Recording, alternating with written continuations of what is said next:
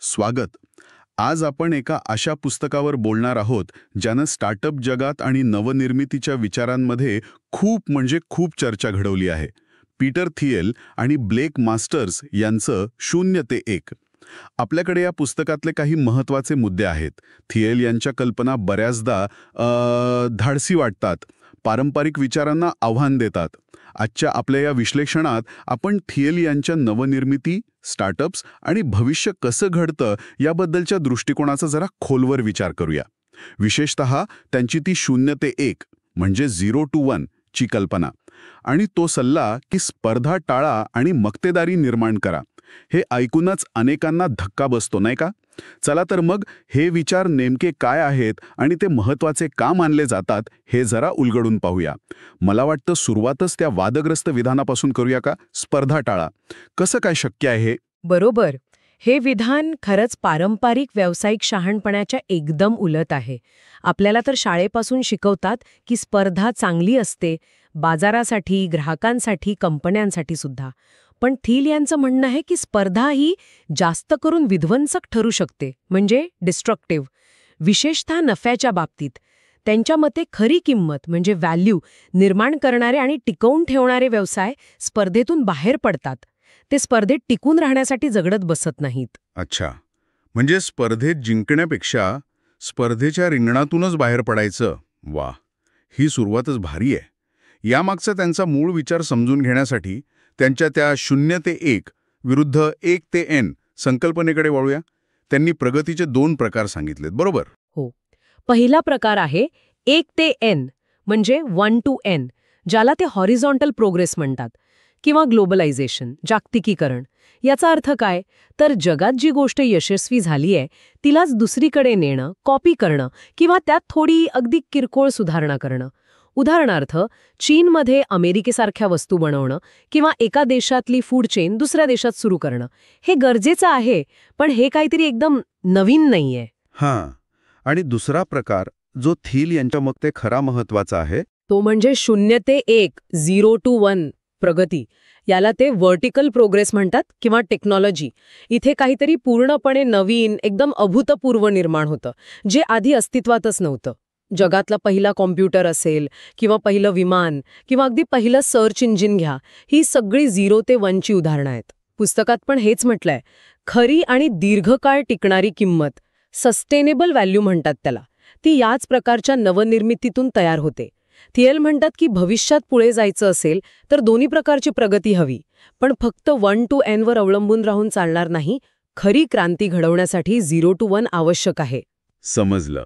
म्हणजे 1 to N म्हणजे विस्तार करणं, पसरवणं, आणि 0 to 1 म्हणजे निर्मिती, एकदम नवीन काहीतरी. हे वर्गीकरण खूप क्लिअर करतं गोष्टी. पण बहुतेक व्यवसाय तर 1 to N वालेच असतात ना, म्हणजे अस्तित्वात असलेल्या गोष्टींवरच सुधारणा करत राहतात. मग 0 to 1 वर एवढा जोर का? हे किती कंपन्यांना खरं जमतं? हां, एकदम महत्वाचा प्रश्न आहे. थिल यांचं म्हणणं आहे की जरी 0 ते 1 हे खूप कठीण असलं तरी तेच खऱ्या अर्थाने मोठा बदल घडवतं आणि प्रचंड मूल्य निर्माण करतं. 1 ते N मधून मिळणारा नफा कसा असतो? स्पर्धेमुळे तो हळूहळू कमी होत जातो, कारण सगळेच एकमेकांना कॉपी करत असतात, की नाही? या उलट 0 ते 1 मधून जी गोष्ट निर्माण होते ती इतकी युनिक असते की सुरुवातीला तरी तिला स्पर्धाच नसते. आणि यामुळेच कंपन्यांना प्रचंड नफा मिळतो आणि मग तो नफा ते पुढच्या मोठ्या 0 ते 1 शोधांमध्ये गुंतवू शकतात. हे एक सायकल आहे. खरी संपत्ती आणि समाजाची खरी प्रगती याच सायकलमधून होते असं त्यांचं ठाम मत आहे. आणि म्हणूनच ते थेट म्हणतात की स्पर्धा टाळा आणि मक्तेदारी निर्माण करा. आता मक्तेदारी म्हणजे मोनोपॉली हा शब्द ऐकला की जरा नकारात्मक वाटतं, काहीतरी ग्राहक विरोधी वगैरे. थिल यांना नक्की काय म्हणायचं इथे? नक्कीच, मक्तेदारी या शब्दाला एक निगेटिव्ह छटा आहेच. पण थिल इथे बेकायदेशीर दादागिरी करणाऱ्या मक्तेदारीबद्दल बोलत नाहीत. म्हणजे जी कृत्रिमरित्या स्पर्धा संपवते. ते बोलतात क्रिएटिव्ह मोनोपॉलीबद्दल. क्रिएटिव्ह मोनोपॉली म्हणजे काय? म्हणजे तुमचं उत्पादन किंवा सेवा इतकी चांगली, इतकी अद्वितीय, इतकी युनिक आहे की स्पर्धकांना तिच्या जवळपास पण पोचता येत नाही. ग्राहकांना तुमचीच निवड करावीशी वाटते. का? कारण दुसरा तितका चांगला पर्यायच नसतो बाजारात. अच्छा, उदाहरण देता येईल का एखादं? गुगल सर्चचं उदाहरण घ्या ना. सर्च इंजिन तर कितीतरी आहेत, पण गुगलने सुरुवातीला जी टेक्नॉलॉजी आणली ती इतकी वेगळी आणि चांगली होती की ती लोकांची पहिली पसंती बनली आणि आजही बऱ्यापैकी आहे. त्यांनी स्पर्धा संपवली नाही खरं तर, पण ते स्पर्धेच्या इतके पुढे निघून गेले की त्यांची एक नैसर्गिक मक्तेदारी तयार झाली. किंवा मायक्रोसॉफ्टचं विंडोज ऑपरेटिंग सिस्टम, अजून एक उदाहरण. थेल यांच्या मते अशा कंपन्या यशस्वी होतात कारण त्या काहीतरी इतकं मौलिक, इतकं महत्त्वाचं निर्माण करतात की त्या त्यांच्या क्षेत्रात एकमेव ठरतात. पण मग इथे एक प्रश्न येतोच की अशी मक्तेदारी असली की कंपन्या आळशी होत नाहीत का, नवनवीन शोध थांबवत नाहीत का, किंवा मग ग्राहकांकडून जास्त पैसे घेत नाहीत, स्पर्धा नसेल तर प्रगती थांबेल की काय? बरोबर, हा एक खूप महत्वाचा युक्तिवाद आहे आणि पारंपरिक अर्थशास्त्र हेच सांगतं की मक्तेदारी धोकादायक असू शकते. पण थील याला आव्हान देतात. त्यांचं म्हणणं आहे की तीव्र स्पर्धेत कंपन्या फक्त कशाबशा टिकून राहण्यासाठी झगडत असतात. त्यांच्याकडे मोठी रिस्क घेऊन नवीन संशोधन म्हणजे R&D करायला ना वेळ असतो, ना पैसा, ना मानसिकता. याउलट मक्तेदारीतून जो मोठा नफा मिळतो तो कंपन्यांना मोठी, दीर्घकालीन आणि जोखमीची स्वप्न बघायला आणि त्यात गुंतवणूक करायला मदत करतो. त्यांच्या मते मक्तेदारी ही नवनिर्मितीसाठी एक प्रकारे अट आहे, अडथळा नाही. अर्थात ही मक्तेदारी नवीन आणि उत्तम काहीतरी देऊन मिळवलेली असावी, केवळ कायदेशीर डावपेच वापरून नाही. हे सगळं वेगळेपणावर म्हणजे डिफरन्सिएशनवर भर देण्यासारखं आहे. तुमची गोष्ट इतरांपेक्षा इतकी वेगळी आणि चांगली हवी की स्पर्धाच निरर्थक ठरावी. बापरे, हे खरंच पारंपरिक विचारांना जोरदार धक्का देणारं आहे. म्हणजे यशाची किल्ली स्पर्धेत जिंकण्यात नाहीये, तर स्पर्धाच लागू होणार नाही असं काहीतरी करण्यात आहे. हा विचार पुढे नेऊया. थील भविष्याकडे कसं बघायला सांगतात? डेफिनेट ऑप्टिमिझम म्हणजे ठाम आशावाद. काय आहे ही संकल्पना? हो, हा त्यांच्या पुस्तकातला एक खूप महत्वाचा भाग आहे. थील भविष्याबद्दलच्या दृष्टिकोनाचे 4 प्रकार सांगतात. पहिला, ठाम आशावाद, डेफिनेट ऑप्टिमिझम. भविष्य चांगलं असणार आहे आणि ते कसं घडवायचं याचा आपल्याकडे प्लॅन आहे. उदाहरणार्थ 1950-60च्या दशकातलं अमेरिकेचं अपोलो मिशन. दुसरा, अनिश्चित आशावाद, इनडेफिनिट ऑप्टिमिझम. भविष्य चांगलं असेल पण कसं घडेल ते नक्की माहीत नाही, त्यामुळे आपण फक्त प्रोसेस आणि डायव्हर्सिफिकेशनवर लक्ष देतो, म्हणजे पर्याय खुले ठेवतो. आजची आपली फायनान्स आधारित अर्थव्यवस्था याचंच उदाहरण आहे असं ते म्हणतात. तिसरा, ठाम निराशावाद, डेफिनिट पेसिमिझम. भविष्य वाईट असेल हे माहीत आहे आणि आपण त्यासाठी तयारी करत आहोत. चीनमधली काही धोरणं याचं उदाहरण असू शकतील. आणि चौथा, अनिश्चित निराशावाद, इनडेफिनिट पेसिमिझम. भविष्य वाईट असेल असं वाटतंय पण काय करावं हेच कळत नाहीये, त्यामुळे आपण फक्त कसे तरी दिवस ढकलतो. काही युरोपियन देशांमध्ये अशी स्थिती दिसते असं त्यांचं निरीक्षण आहे. आणि थील यांच्या मते आपण म्हणजे पाश्चिमात्य जग सध्या कोणत्या स्थितीत आहे? त्यांच्या मते पश्चिम जग, विशेषतः अमेरिका, हे बऱ्याच अंशी अनिश्चित आशावादामध्ये अडकलंय. म्हणजे लोकांना वाटतं की भविष्य आपोआप चांगलं होईल, टेक्नॉलॉजी प्रगती करेल, पण त्यासाठी कोणी मोठी धाडसी योजना बनवत नाहीये.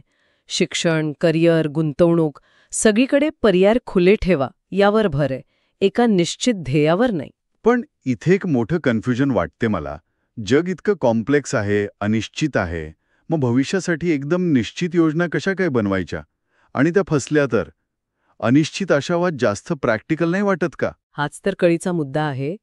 थील म्हणतात की 0 ते 1 सारखी मोठी नवनिर्मिती करायची असेल तर तुम्हाला भविष्यात नक्की काय घडवायचं आहे याचं स्पष्ट चित्र म्हणजे विजन आणि ती प्रत्यक्षात आणण्याची ठाम योजना हवीच.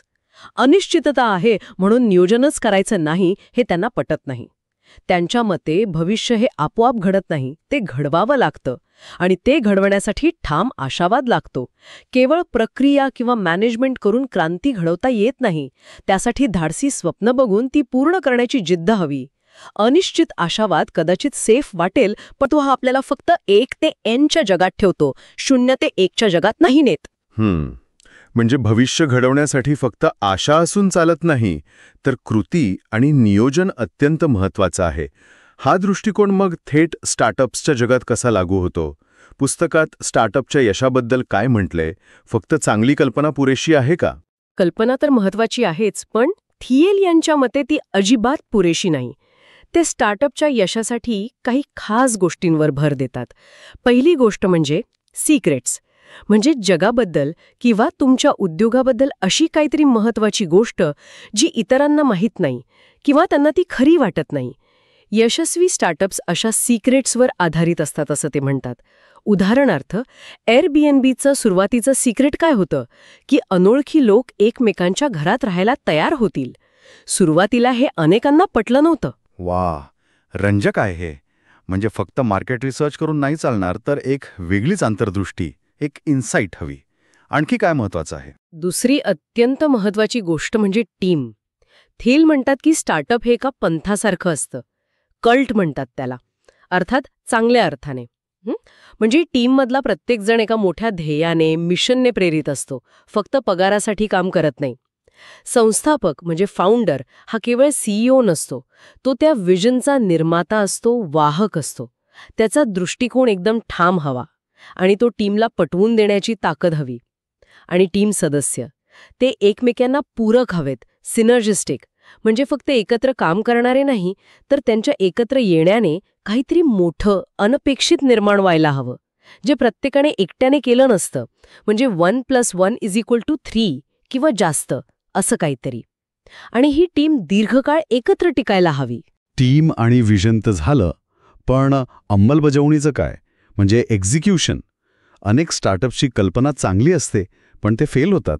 एक्झिक्युशन अत्यंत महत्वाचं. थिल यांच्या मते कल्पना जर 10% असेल तर एक्झिक्युशन 90% महत्वाचं ठरतं. आणि इथेच तिसरा महत्वाचा मुद्दा येतो, विक्री आणि वितरण, म्हणजे सेल्स आणि डिस्ट्रीब्युशन. अनेकदा काय होतं की टेक्नॉलॉजीवर फोकस करणारे लोक सेल्सला कमी लेखतात, पण थिल म्हणतात कितीही भारी प्रॉडक्ट बनवलं पण ते लोकांपर्यंत पोहोचलं नाही, विकलं गेलं नाही, तर उपयोग काय? त्यामुळे विक्री आणि वितरणाची स्ट्रॅटेजी ही प्रॉडक्ट डेव्हलपमेंट इतकीच महत्वाची आहे. तुमचं 0 ते 1 प्रॉडक्ट लोकांपर्यंत पोहोचवण्यासाठी तुम्हाला प्रभावी 1 ते N मार्ग वापरावेच लागतील. आणि टीम लहान असण्याचा काय फायदा सांगतात ते? लहान फोकस टीममध्ये कम्युनिकेशन सोपं असतं, निर्णय पटापट घेता येतात आणि सगळे एकाच ध्येयावर लक्ष केंद्रित करू शकतात. कंपनी जशी मोठी होत जाते तशी आतली गुंतागुंत वाढते, मूळ ध्येयावरून लक्ष हटू शकतं. त्यामुळे सुरुवातीची टीम आणि तिची संस्कृती म्हणजे कल्चर खूप जास्त महत्वाचं ठरतं. योग्य माणसं निवडणं हे भांडवला इतकंच किंबहुना जास्त महत्वाचं आहे, कारण चांगली टीम कठीण परिस्थितीतून पण मार्ग काढू शकते. तर या सगळ्या चर्चेतून आपण काय महत्वाचे धडे घेऊ शकतो, एकदा थोडक्यात बघूया का? नक्कीच. पहिला आणि सगळ्यात महत्वाचा धडा, 0 ते 1 विचार करा. फक्त अस्तित्वात असलेल्या गोष्टी कॉपी करणं किंवा त्यात किरकोळ बदल करणं यावर समाधान मानू नका. खरी आणि टिकणारी प्रगती ही काहीतरी पूर्णपणे नवीन निर्माण करण्यात आहे. जगात बदल घडवायचा असेल तर 0 ते 1चा मार्ग धरावा लागेल. बरोबर. दुसरा धडा जो पहिल्याशी जोडलेला आहे, स्पर्धा टाळा, मक्तेदारी निर्माण करा. अर्थात क्रिएटिव्ह मोनोपॉली. असं काहीतरी अद्वितीय निर्माण करा की स्पर्धाच गैरलागू ठरेल. अशा कंपन्या जास्त काळ टिकतात, मोठा नफा कमावतात आणि तो नफा परत मोठ्या नवनिर्मितीसाठी वापरू शकतात. स्पर्धेत जिंकण्यापेक्षा स्पर्धेच्या बाहेर असणं जास्त फायद्याचं आहे. तिसरा धडा, भविष्याबद्दल ठाम आशावादी रहा. Definite optimism. भविष्य आपोआप चांगलं होणार नाहीये, ते आपल्याला सक्रियपणे प्लॅनिंग करून घडवावं लागेल. मोठी स्वप्न बघा आणि ती प्रत्यक्षात आणायला धाडसी पावलं उचला. केवळ प्रोसेसवर नाही तर निश्चित ध्येयावर लक्ष केंद्रित करा. आणि चौथा धडा, स्टार्टअप्सबद्दल. यश फक्त कल्पनेवर अवलंबून नाहीये. त्यासाठी एक सिक्रेट किंवा युनिक इन्साईट हवी. एका ध्येयाने प्रेरित आणि एकमेकांना पूरक अशी टीम हवी. ठाम दृष्टिकोन असलेला फाउंडर हवा आणि प्रभावी एक्झिक्युशन, ज्यात सेल्स आणि डिस्ट्रीब्युशनचा पण समावेश आहे. या सगळ्या गोष्टी अत्यंत आवश्यक आहेत. योग्य टीम ही भांडवलापेक्षाही महत्वाची ठरू शकते. अगदी बरोबर. हे 4 मुद्दे म्हणजे पीटर थिल यांच्या 0 ते 1 पुस्तकातल्या विचारांचा गाभा आहेत असं म्हणता येईल. आणि हे विचार फक्त उद्योजकांसाठी नाहीत हं. नवनिर्मितीमध्ये ज्यांना रस आहे, जगाकडे जरा वेगळ्या अँगलनी बघायचं आहे, त्या प्रत्येकासाठी हे विचार खूप महत्वाचे आहेत, विचार करायला लावणारे आहेत. हे पुस्तक फक्त बिझनेस कसा करावा हे सांगत नाही, तर भविष्य कसं घडवावं याबद्दल एक प्रकारचं तत्वज्ञान मांडण्याचा प्रयत्न करतं. तर आज आपण 0 ते 1 मधून पीटर थिल यांच्या काही आव्हानात्मक पण खूप महत्वाच्या कल्पनांचा मागोवा घेतला. 0 ते 1 ची संकल्पना असो, स्पर्धेऐवजी मक्तेदारीचा विचार असो, ठाम आशावादाचं महत्त्व किंवा यशस्वी स्टार्टअपची सूत्र, हे सगळे मुद्दे नक्कीच आपल्याला विचार करायला लावणारे आहेत. आणि जाता जाता एक विचार करण्यासाठी मुद्दा सोडून जाते. थिएल यांचं पुस्तक पूर्णपणे नवीन, अद्वितीय मूल्य निर्माण करून मक्तेदारी मिळवण्यावर प्रचंड भर देतं, बरोबर. पण मग जगात अनेक महत्त्वाचे शोध हे आधीच्या शोधांवर आधारित असतात. अनेक क्षेत्रांमधलं सहकार्य म्हणजे कोलॅबरेशन, त्यातून नवीन गोष्टी घडतात. तर अशा प्रकारच्या नवनिर्मितीला जी थेट शून्यापासून सुरू होत नाही, पण अस्तित्वात असलेल्या गोष्टींना कल्पकतेने जोडून काहीतरी लक्षणीय नवीन तयार करते, तिला थिएल यांच्या फ्रेमवर्कमध्ये कुठे बसवायचं? ते पूर्णपणे एकतेयन आहे का, की त्यातही 0 ते 1चा अंश असू शकतो? हा प्रश्न विचार करण्यासारखा आहे. प्रत्येक वेळी चाक नव्याने शोधायचं की दुसऱ्यांच्या खांद्यावर उभं राहून पुढे जायचं, याचं बॅलन्स कसं साधायचं, हा एक महत्त्वाचा प्रश्न उरतोच.